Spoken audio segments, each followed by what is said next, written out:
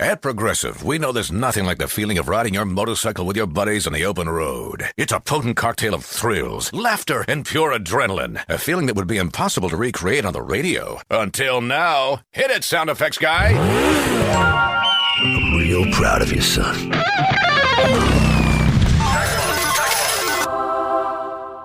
Wow, that was terrible. Our apologies for even trying. Quote with Progressive and see if you could save with America's #1 motorcycle insurer. Progressive Casualty Insurance Company and Affiliates. At the Home Depot, we're dedicated to helping you build the skills that get your home projects done right. That's why we offer free and interactive online DIY workshops. During the live streams, our knowledgeable associates help you tackle your DIY projects no matter your age or skill level. You can learn how to install new single-pole switches, as well as standard duplex and GFCI outlets. Register for free at homedepot.com/workshops. The Home Depot, how doers get more done. Hey, it's Mistress Carrie, reporting for duty from MCHQ for episode 126 of the Mistress Carrie podcast. And before we get to this week's guest, Ash Costello from New Year's Day, I want to remind you about all of the things you can do at mistresscarrie.com. You can get access to every episode of the Mistress Carrie podcast, and that includes all the bonus episodes. And you can check out the Sit Rep. That's got all of your rock news and entertainment info every weekday in just 5 minutes. All 206 episodes of my video show, Cocktails in the War Room, are up there. You can find out what tours and events are happening in the Northeast on the event calendar. And you can also get access to my photo gallery, my blog, and my bio. You can even message the studio. And now that Halloween is gone and the holiday shopping season is almost here, don't forget all of the great Mistress Carrie gear you can get in my online store. And just a heads up, there's a lot of new stuff coming for the holidays too. See, all of life's questions can be answered at mistresscarrie.com. I have been waiting to do this week's episode for a while. A few years ago, I saw New Year's Day open up for Godsmack, but I never got a chance to sit down and talk to Ash Costello. And everyone that I know that knows her said that we would get along great. And boy, were they right. Recently, New Year's Day had a day off in Savannah, Georgia, a city I absolutely love. And Ash and I had a chance to talk about our shared love of all things Halloween. We also talked about Elvira and Joan Jett and so many other inspiring, badass women in rock. We talked about how we both got married during the pandemic and our shared Italian upbringing. We talked about taking care of that notoriously raspy voice on the road and navigating social media, and so much more. Ash and I decided we are most definitely cut from the same cloth, and this episode was so much fun. So allow me to introduce you to Ash Costello from New Year's Day.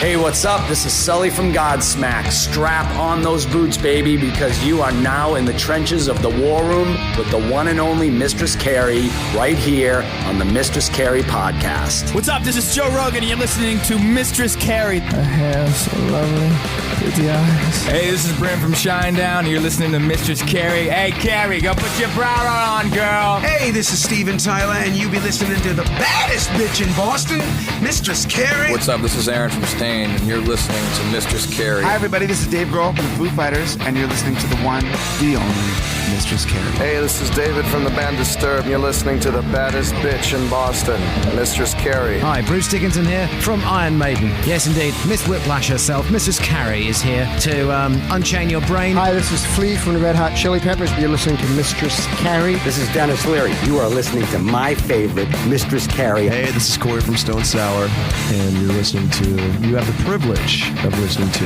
Mistress Carrie. Oh, God. Oh, yeah.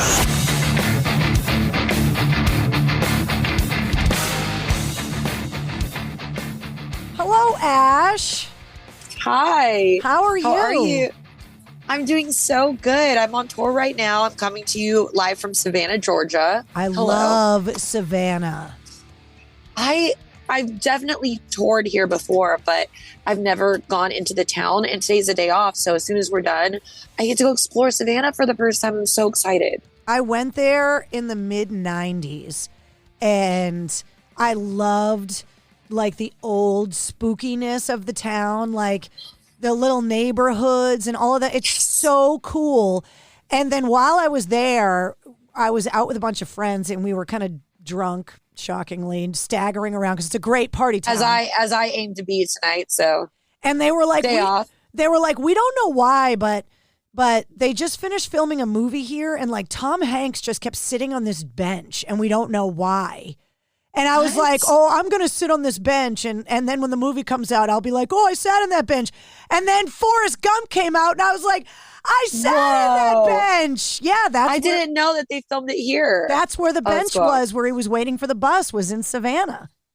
I'm going to find the bench, and I'm going to tag you. Yes! In the photo I take. Yes. I'm definitely going to look for the bench. That's pretty cool. So your tour this leg is almost up, right? You only got a couple days left? 2 more shows left, and then we're done for this year. Just in time to celebrate your anniversary. Oh, you're so sweet. Yeah, it'll be our 2-year wedding anniversary and 3-year first date anniversary. So I know this because I also got married during the pandemic in 2020, but I beat you. Oh, congratulations. Thank you. I got married at the end of August, same year. Yeah, 2020. What a year to get married. But we talk about it all the time, and we're so glad we did. And we didn't wait because it forced us to scale the wedding down, which was great. We were very good. We were worried that the wedding was going to be like a super spreader event, so we kind of did the same thing. Yeah. And I had the added pressure that my husband, who's in the military, was deploying. And so that's a I would have waited for Halloween, but I couldn't. So we got married in the yard and had a bunch of friends there and got pizza and beer, and it was awesome. Oh, I bet that sounds amazing. Yeah. That sounds, we say we just threw the biggest Halloween party, like the best Halloween party ever, and got married, but the best Halloween party. Like, because we had all this downtime, we just went full out with the Halloween decorations. I went crazy. Every Halloween decoration I ever wished I could buy, I had the reason to buy. So I just bought it all of it from everywhere. It was so much fun. Well, I grew up also, like I always say, that October is the best month of the year because October 1st is my birthday, and then it's bookended by Halloween. So when you have a birthday or any kind of anniversary or anything that happens in October, it inadvertently becomes a Halloween themed thing anyway. Which is awesome. Yeah. I think everything should be Halloween themed. I always have. I know it's like, man, it's so cool to like Halloween now, but I really liked Halloween like my whole life. And I couldn't tell you why. Well, I probably could. My family was a big Halloween family, so we celebrated it pretty hard at my house. So that's probably why. What's the best costume you had as a kid? I was Elvira for like 5 years in a row, starting in like kindergarten up to like 5th grade every year. My mom would tease my hair really big and do the red lipstick and give me the mole. And I had the little black dress, and I so idolized Elvira when I was young. I thought she was the coolest and the funniest. Yeah, she was awesome. Yeah, I still went as Elvira, but I was in my teens because she was sexy, you know, and she was that outfit you wanted to be sexy Elvira. And then I ended up losing my virginity dressed as Elvira. That is the best story I've ever heard. That's the best 2-second story I've ever heard. Yes. How badass is that? Yeah. Badass for him too. Like, you're welcome. Yeah. Lucky guy. Damn. Now I'm going to have to go get the adult version of that costume and wear it for my husband. Right? I got to interview her on the show, and all of a sudden she pops up on my screen, and I was like, oh dude, God. Yeah, I think you and I are cut from the same cloth. I actually got hired to interview her too, and I almost bailed out because I was so nervous. Like, mad respect to you and what you do, because being on the other end of the interview it's really hard. And I was so nervous, and she was so witty and clever. I couldn't keep up. Yeah. I'll never forget. She said, this was right. When was it? It was right before when Trump was elected. It was like right before. And I wanted to trick her and make her think I was asking her this like tough political question. So I was like, well, Elvira, with the upcoming presidential election, I'm sure everybody wants to know which Universal horror movie monster you would vote for. And just like that, she goes, well, I'd vote for Frankenstein, even though I think he'd be a little stiff. I was like, oh, that's why you're the best. She has She's done the best, so just like many that. interviews in her life. And she was a groundling. So her background is comedy and quick-wittedness. And so she just, P.S., she's still hot as balls. Like, she does not look her age at all. It's completely unfair. We could all hope to age like that. Seriously. We should all age that good. She's a genetic mutant. It's not fair for the rest of us. And what a nice woman, too. Yeah. Very nice. Yeah. I think she could tell I was nervous, so she kind of like led me through the interview and helped me get through it. Man, mind blown, right? Because I literally can remember being 4 years old and watching Elvira, Mistress of the Dark, and just being like, wow. Yeah. Yeah, she was just so cool. And her book, have you read her book? Okay, that's the one I wanted to get for the flight home. You just helped me out. So I was like, there was this book I really wanted to buy for our flight home. That was it. Oh, yeah. Yeah. She has done everything. She knows everyone. Like, her life is supposed to be a book. Fascinating woman. Wow. Yeah. She should get a movie as well, I think. Oh, I'm sure it's going to happen. Right? A movie by Baz Luhrmann. Could you imagine? Oh, my God. Talk about Elvis movie. I went 7 times in the theater. So I was such a Baz Luhrmann fan and such a huge Elvis fan. Have you seen it? Yeah. Speaking of Tom good. Hanks. Right? Wow. So good. Oscars all around. Give them all Oscars. And especially for someone like Priscilla Presley to sign off on it. You know what I mean? Because it's it's her story too. It's not just Elvis's story. And now Elvis would have been in prison. Oh, I know. It's crazy to think about all the artists from in those days, the stuff they were allowed to get away with as far as like, sorry, I'm going to close this curtain really quick. Oh no, phone down. Phone down. Sorry, someone was on their phone and the glare was like right in my eye. Oh yeah, no worries. Okay. Yeah, but I mean, you look at a guy like Nugent or Steven Tyler. I mean, the Stones. Like, there were all of these rock stars, and the girls were really young. And Cynthia Plaster-Caster, like Gene Simmons. Yeah, all of them. Yeah, I look at my mom loves that show Family Jewels, and there was an episode where his wife found like an old book of Polaroids of like nude girls backstage for years and years worth of nude girls. And I was just like, man, what a different climate. Oh yeah. Now if he was, from a younger generation, he'd be so canceled. Yeah. Well, rock and roll has changed in a lot of ways. Obviously that kind of stuff is not overlooked anymore. And the other thing is, look, I've been on the radio in rock radio since the 90s. And it's incredible. And I got on the air in 98 in the middle of the Sausage Fest new metal era. No right? kidding. And congratulations, by the way. That's you. Incredible. And you need to write a book as well. Someday I will. I've been told I need to do it because I got some stories too. But I don't doubt it. I feel like back then, like, I didn't have a problem being the only woman. I was the only girl on the air. I've had very few instances in my career where me being a woman, was used against me or, that I wasn't safe around all the bands or any of that stuff. But I remember that there didn't need to be a lot of us around, right? That I got my radio show and they didn't need another girl on the air because they had me. And I used to hear that all the time. We already have a girl on the label. We already have a girl on the roster. We already have a girl on the show.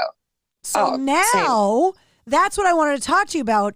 It seems like this is the time that women in rock always thought would happen, but we're always worried that it wouldn't happen because it wouldn't be allowed to happen. But it feels like every time I turn around, I'm talking to a woman rock metal musician, singer, musician, like whatever it is. And it's unbelievable to me.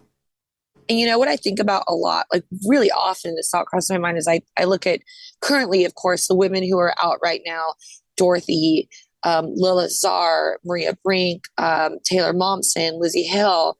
They're all incredible. But what I think often is like, who is in their garage right now writing music who we don't even know about yet, who's just going to come out and blow our minds. Like, what girl is just getting ready to bust out on the scene and blow us all away? Well, there's all of these upcoming musicians like Starcrawler and Plush. Like, I love Plush. All of these Warning. bands. Yeah. It's like, holy shit. Yeah. It's bitchin'. It really is. And I mean, for me, who's been doing it for so long, I've always just kept staring straight forward and didn't let any of the noise bother me. And sometimes I have to kind of take my blinders off and look around and go, oh shit, there's a huge impact going on right now. I don't have to just keep my blinders on and keep moving forward. I can kind of take my blinders down and kind of let my shoulders down and relax a little bit, because there is more feminine energy in the rock scene now. It's kind of like what we were talking about with Elvira, right?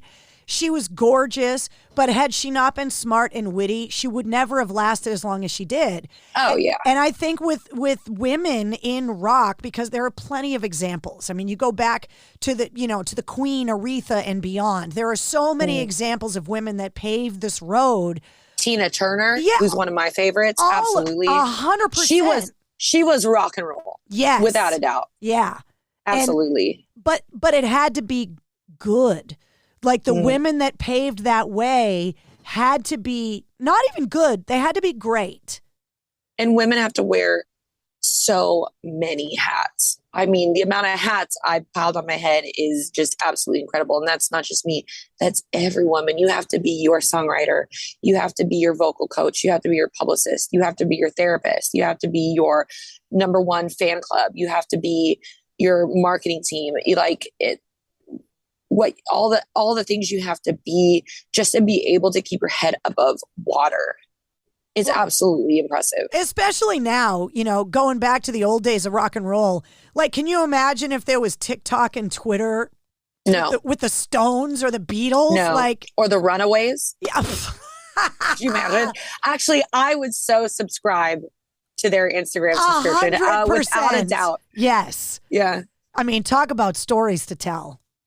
Right? Oh, what a great movie, too. Yeah, seriously. What a great movie. I feel like the movie doesn't do it justice because there's so much more to the story, but still a great movie. It would have to be like a limited, like a docuseries. Like instead of a 2-hour movie, you need like 9 hours to tell these kind of stories.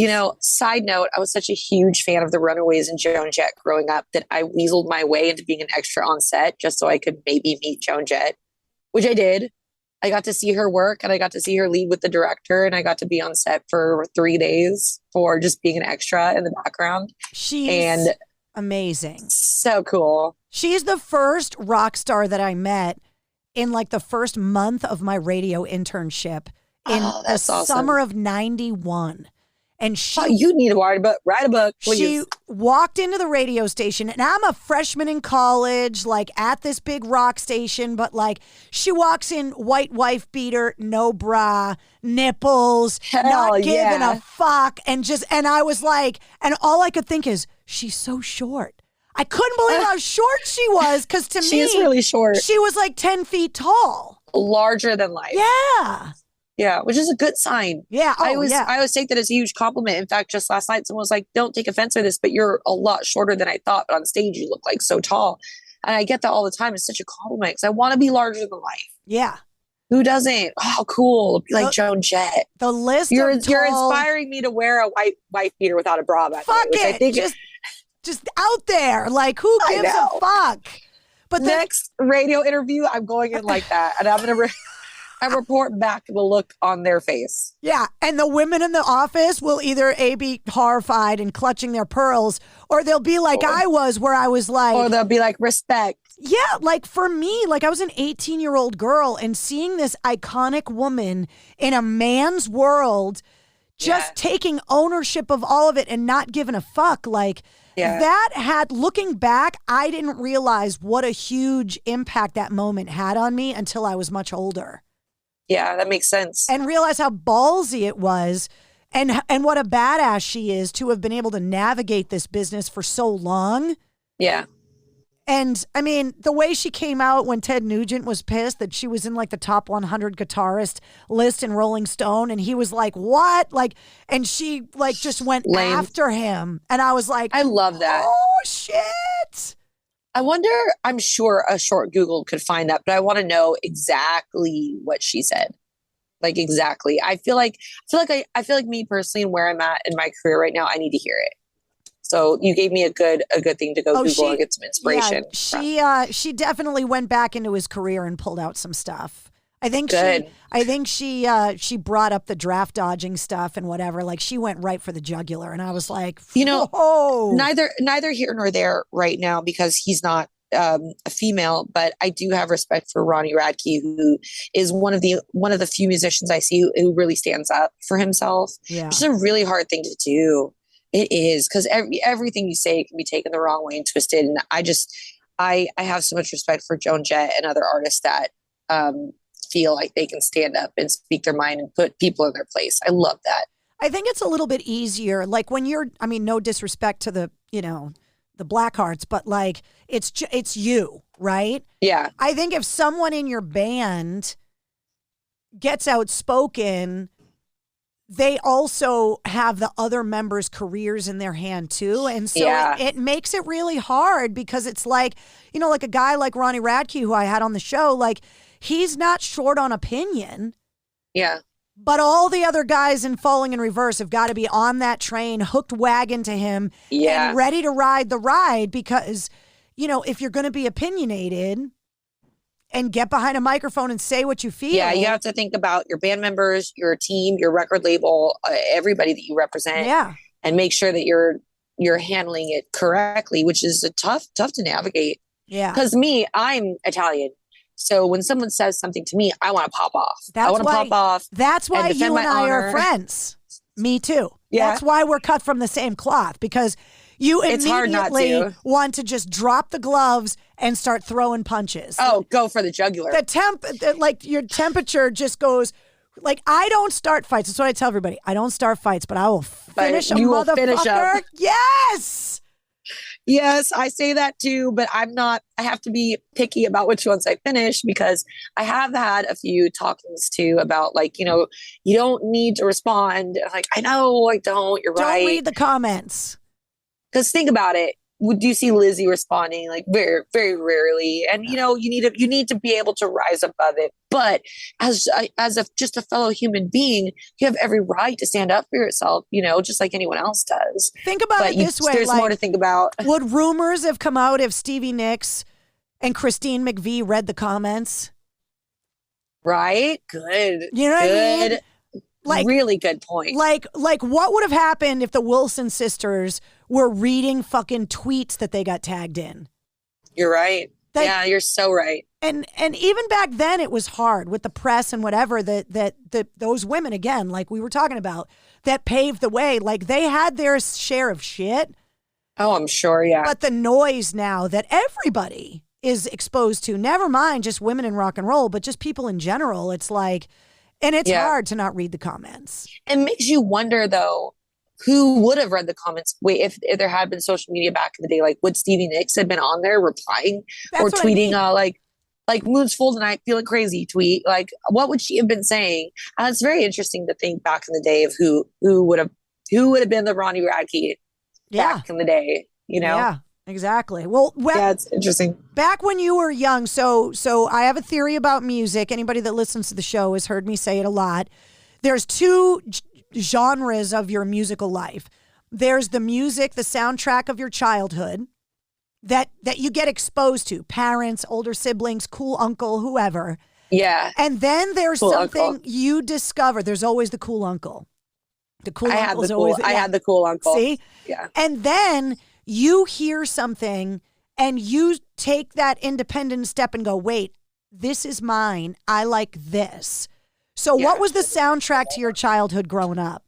What an awesome question. Thank you. Oh my gosh, this is awesome. Okay, so my uncles exposed me to Michael Jackson at a very young age. And I very vividly remember a pivotal moment in my life. We would watch Moonwalker VHS every night because I loved it. We would watch it every night. And there was a moment where they're showing live footage of Michael performing and he's on the stage and people are going crazy in the crowd. I could see how his music and him singing was affecting them. And he had a lot of love. You could see that he embraced his fans, but reached out to his fans. I could see it even as a child. the relationship he had with his fans. And I kid you not, in that moment, even at like 4 or 5 years old, I was like, I want to be that. Wow. I want to have that relationship with people from stage who like what I'm doing. And I really want to embrace that. I like knew it right away. So Michael Jackson for me was a really big influence, but my uncles had two. They were babysat me every day after school for years because my mom was a single mom and worked until 10 p.m. And they were trad goths in the 80s. We're talking Robert Smith, big hair, death hawks, like shawls. I remember they would be putting on black lipstick, which was only fantasy makers in the 80s, and it was shit. It was the worst black lipstick ever. And they were putting it on. I remember being really little and going, where are you going? Like, we're going to Denny's to scare all the normal people. And I just thought that was so cool. I was like, I can't wait till I'm old enough to do that too. And I never forget those moments. And I always appreciate that here I am doing it every day and getting paid to do it, which is crazy. And, but they listened to a lot of 80s goth. So I was exposed to Blondie and the Eurythmics, Typo Negative, the Misfits, The Cure, a lot of that when I was younger. And that was my favorite music growing up. But as I got older, when I started discovering my own music, the first band that really, really, really made me go, wow, this is for me, was The Used. Wow. Okay. The Used self-titled, AFI, No Doubt, and My Chemical Romance were the ones that I discovered on my own. I was like, this is my forever music for sure, without a doubt. And those are pretty much still my go-tos. It's amazing. Like, I love all that science research about like the emotional health of like metal fans is like way better than the emotional and mental health of fans of other music. Yeah, I believe that completely. I think it's a getting aggression out thing. Yeah. Right? It's got to be. It's got to be why. Well, it forces it. I mean, even Metallica like talks about feelings. They just do it in a way, you know, that you like to funnel the rage and the frustration and all of that. But then you go back to like bands like The Cure, where it was like funneling all of the other emotions.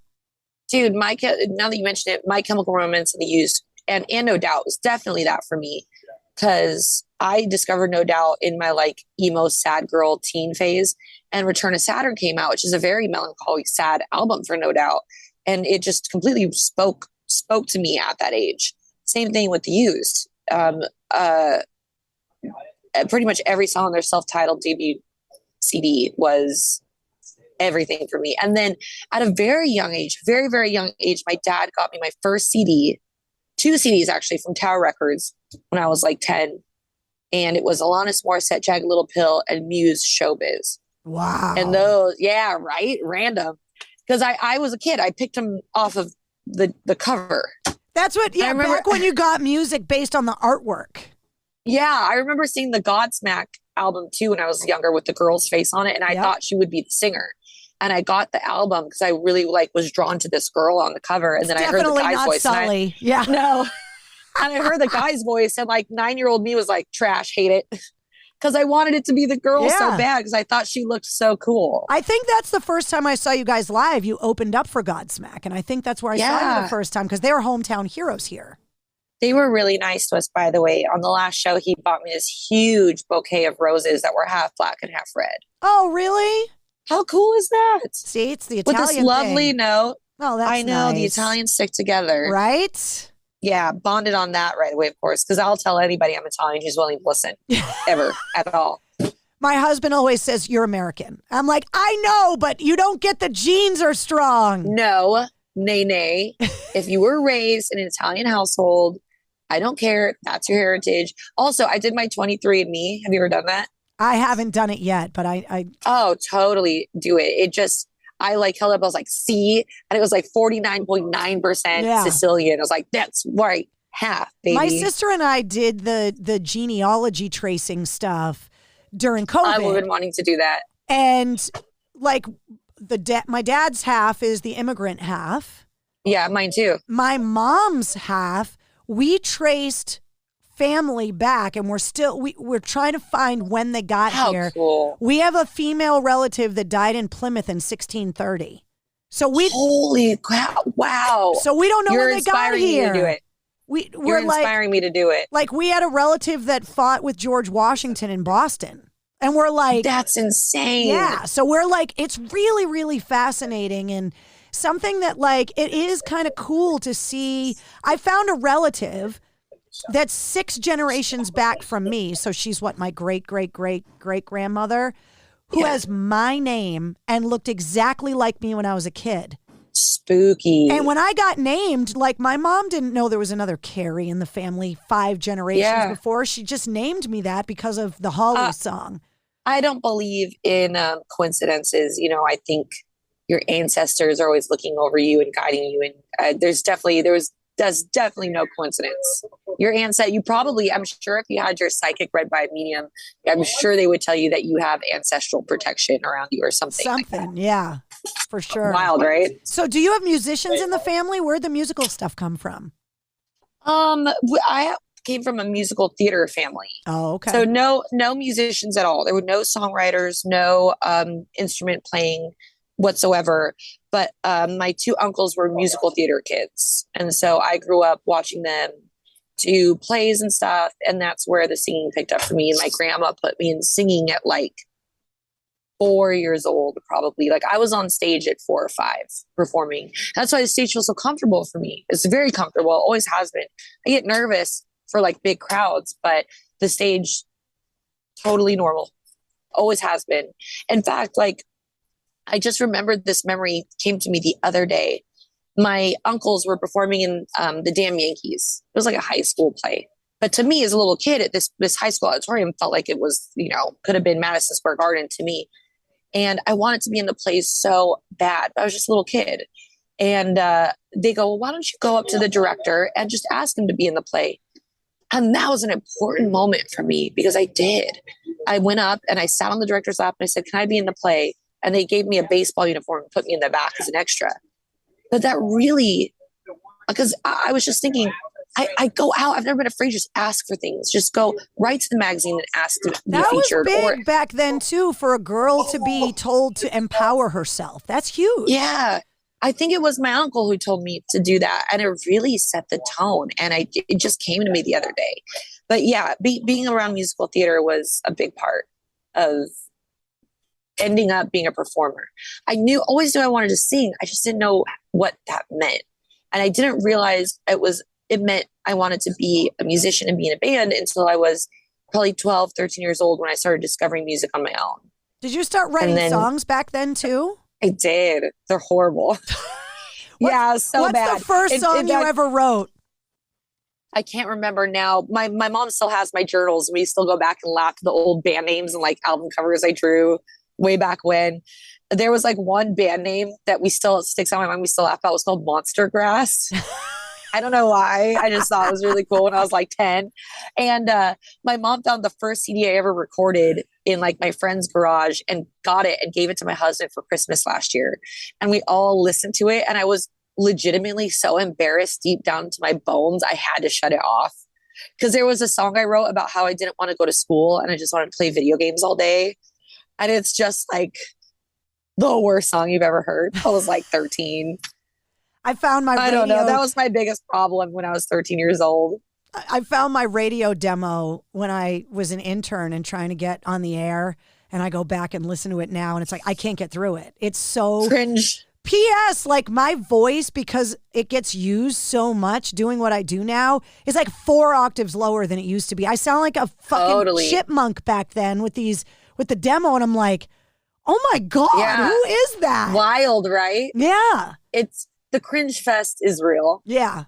It's real. It's hard. I feel like it's just hard to listen to my speaking voice in general for me. Well, it's because you have a deep voice like I do. And it's not that smooth woman's girly. Yeah, you're not singing The Hills Are Alive with the sound of music. Like our voice doesn't do that. I talked to Lilith Czar about this exact thing. It's like she as well. Yeah. As well. Same type of voice. Yeah. It's like it only does a couple things. I can't sing. At least you can. The high notes are harder for me for sure. They're the notes I get nervous about. There's, they're mixed in here and there. And I'm always like, all right, gotta warm up. Gotta get ready for that one high note in the show tonight. that one that's like nagging me.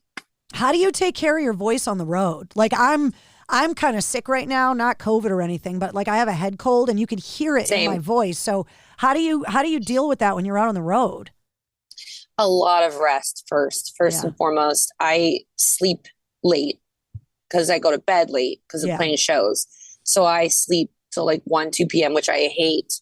Because then when I'm at home, I'm up 7 o'clock, like naturally. I'm a morning person. I love it. Oh, really? Yeah. So I actually hate having to sleep in for my voice. And then I take really, really, really long hot showers in the morning. And that kind of wakes up and smooths out the gravel. Yep. Because I'm in my bunk right now and there's fans right here that blow on me all night. And I wake up with like the driest, crackliest, horrible voice in the morning. And then because going to radio stations and playing those like 7 a.m. acoustic performances are the bane of my existence because I always sound terrible. I was always terrible. I'm on the air in the afternoon, so the bands always would rather come and see me than exactly. Yes. Exactly. Yes, way better. And then I just have a lot of what my husband calls goos and potions. A lot of like sprays and different ointments and oils and lozenges and a whole little kit that travels with me.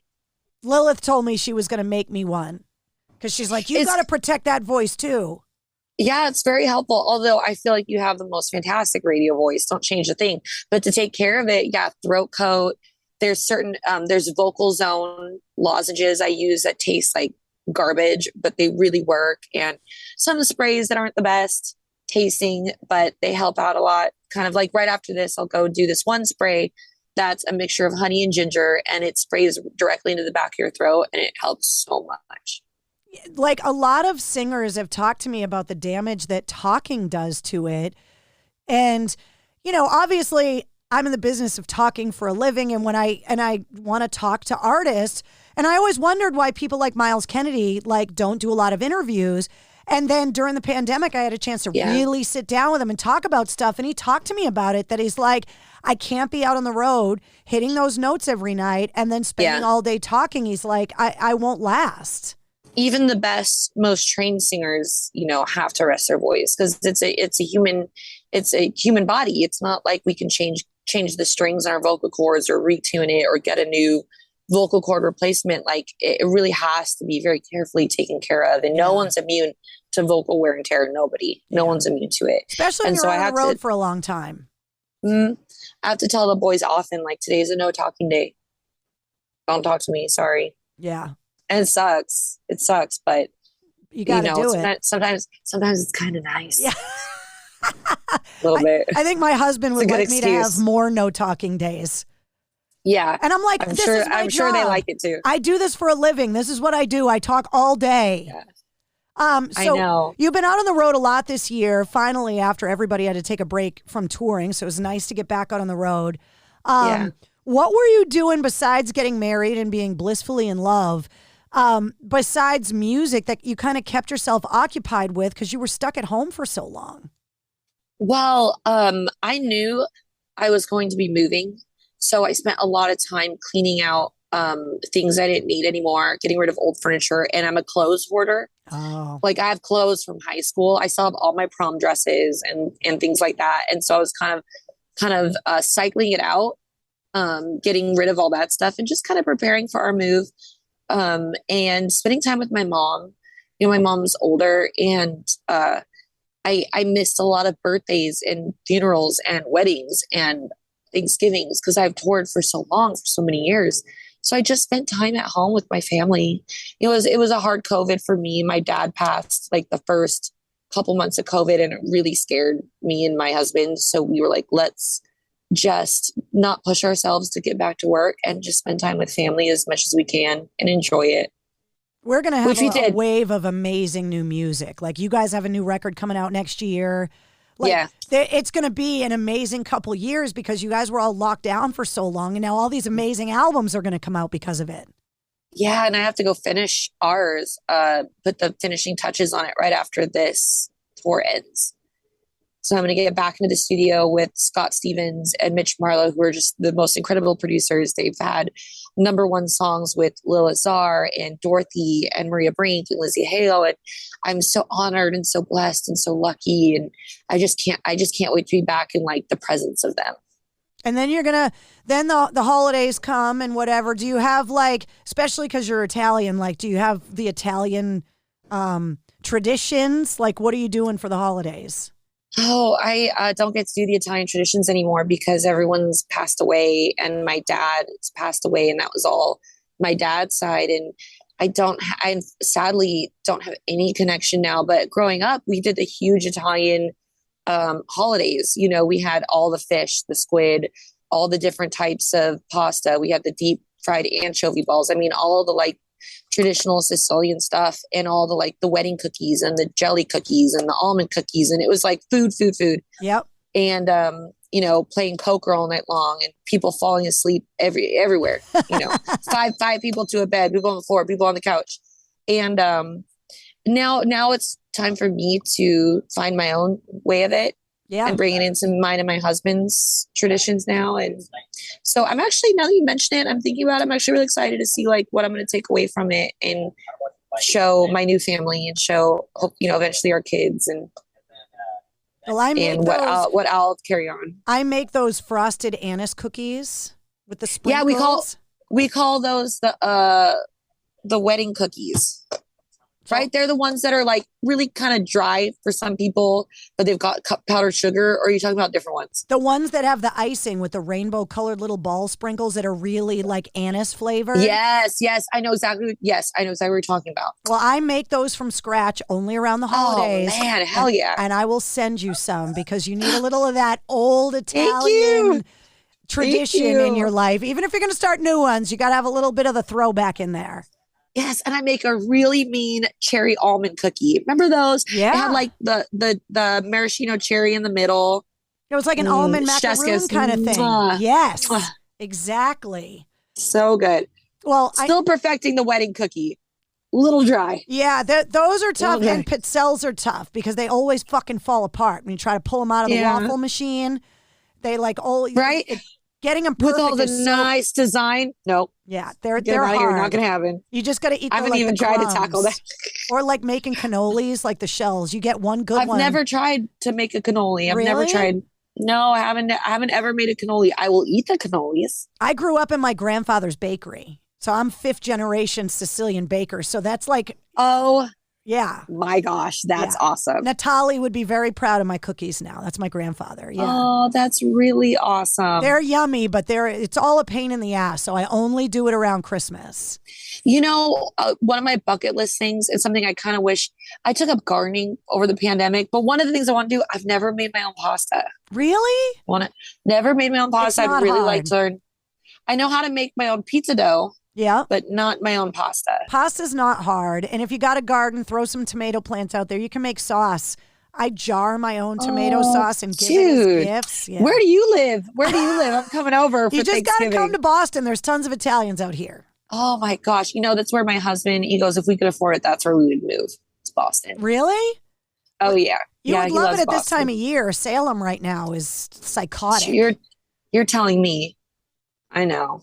Someday I'm going to get to Salem and Boston in the fall. Oh, well, you can stay. Someday. You can stay at my house and I will give you the Mistress Carrie tour of Salem because. You're going to regret offering that because. Not at all. Not at all. It wouldn't be the first time I had somebody banging on my door, a tour bus out front going, hey, remember that time? Bring us to the good cannolis. Yeah. Oh, that's easy. That's easy. All right, I got to ask you this question before I let you go because you're in Savannah and I know you want to go roaming around with all the spookiness. We're going to go get spooky, yes. All right, so I ask all the songwriters on the show, you have to give me an example of something you consider to be perfect songwriting. A song from a craft perspective, not just because it's catchy, but I mean, if it's crafted that way and that's why, that's fine. But any genre, any artist, but as someone that writes songs, give me an example of a song that you just look at it for all of its parts and look at it and go, oh my God, that's freaking brilliant. I wish I wrote that song. Man, I say that so often. There's so many times I say, I wish I had a time machine. I'd go back and steal this song. And now that you put me on the spot, I can't think of one of them except for the first one that comes to my mind. I think Don't Speak by No Doubt is one of the most beautifully structured songs. It's beautiful. If you really listen to it, it is beautiful. And I wouldn't change a thing. We did change a thing. Actually, we covered it. We have a cover of it that's out. And we tried to make it a little bit heavier, but honestly, I don't prefer our version. I do prefer the original. It's really hard to do a song better than the original.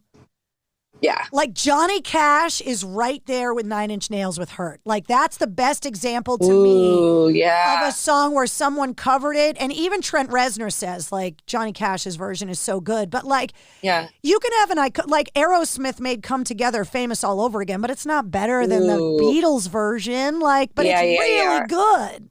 Yeah, I agree. I think that's a perfect song.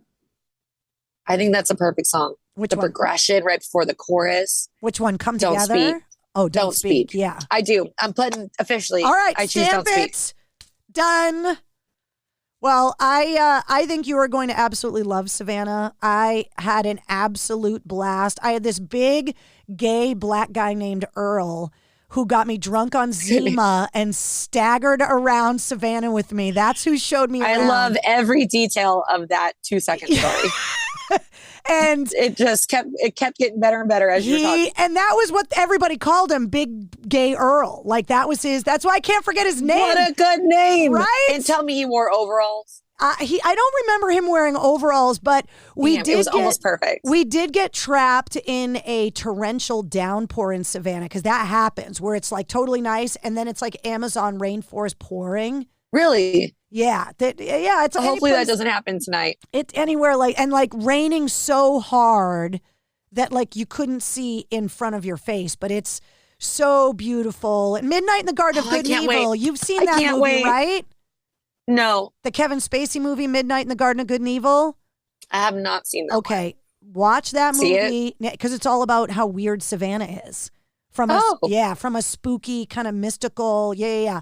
Now that you're going to walk around Savannah, go and watch that movie. You'll love it. Okay, I'll put it on my list. I don't know if you can see it right here. This is my makeshift TV where I watch my movies at night. I duct tape my iPad to the wall. Well, I mean, you got to do what you got to do. You know, put it in the queue. Yeah, I will definitely add it to the queue. You said spooky, I'm in. Yeah, exactly. All right, so the new song is out right now, obviously, Hurts Like Hell. New record that you're going to finish, and it's coming out next year. When are you going back out on the road? What are the plans for next year? Oh, my gosh. I keep finding out more and more and more of what we're booked to do next year. And let me just tell you, I'm just so excited. Oh, good. I wish I could tell you any of it. I probably shouldn't. I'm sure I'll get in trouble, but it's stacked. And I am just thrilled and honored and blessed and just excited. So it's going to be a busy year for New Year's Eve next year. Awesome. Yes, it is. Yeah. All right. Well, it was so nice to finally sit down with you. Yeah. Thank you so much.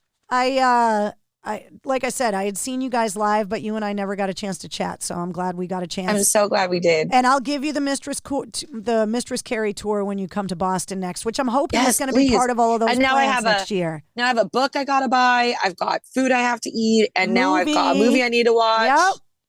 So I think we are for sure cut from the same cloth. Yeah. 100%. 100%. Yeah.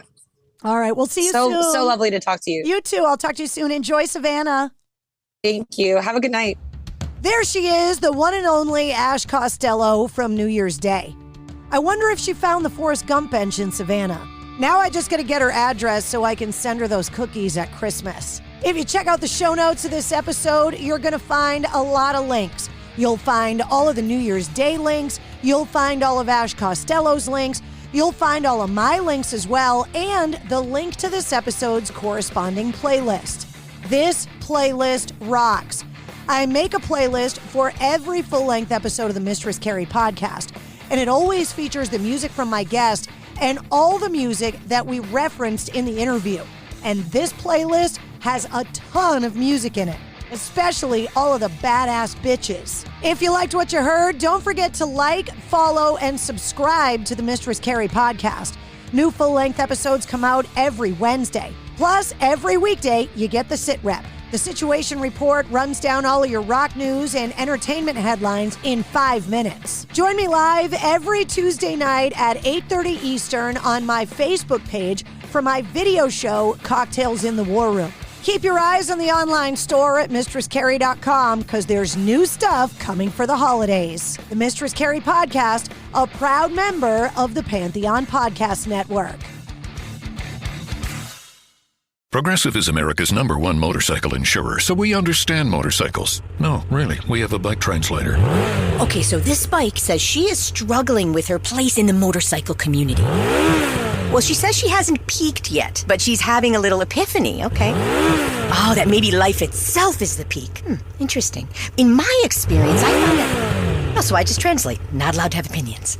Got it. Quote with Progressive and see if you could save with America's #1 motorcycle insurer. Progressive Casualty Insurance Company and Affiliates.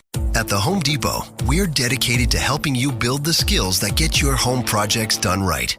That's why we offer free and interactive online DIY workshops. During the live streams, our knowledgeable associates help you tackle your DIY projects no matter your age or skill level. You can learn how to install new single-pole switches, as well as standard duplex and GFCI outlets. Register for free at homedepot.com/workshops. The Home Depot, how doers get more done.